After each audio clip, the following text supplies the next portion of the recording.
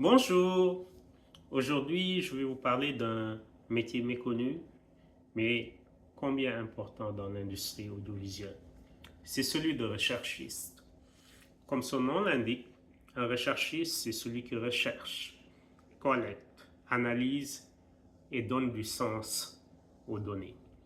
Dans un environnement où l'information circule à vitesse grand V, il est important que toute émission de production audiovisuelle soit basée sur une recherche adaptée et cohérente.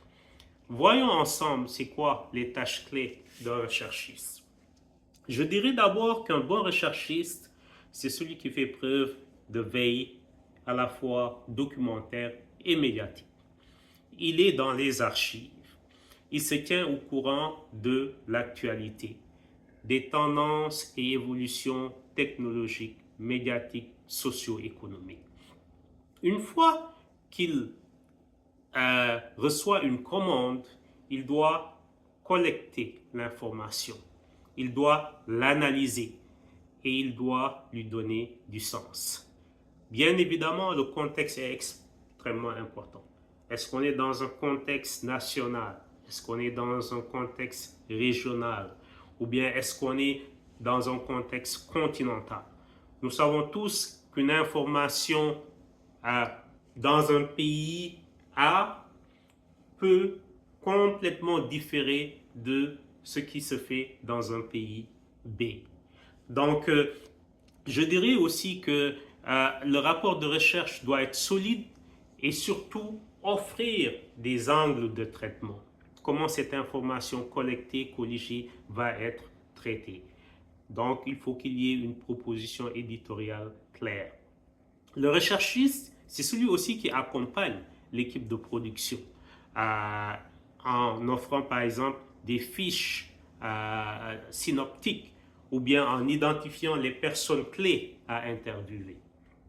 Donc, je dirais aussi, si nous regardons fondamentalement ce qui fait un bon rapport de recherche, bien évidemment, il y a toujours une page titre.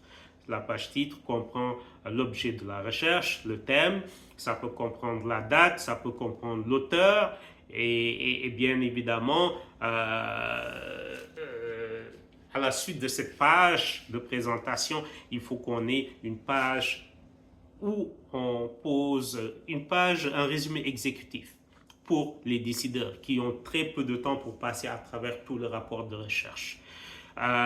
Ensuite de cela, je dirais que la problématique doit être très bien identifiée. Savoir c'est quoi l'objet de cette recherche-là.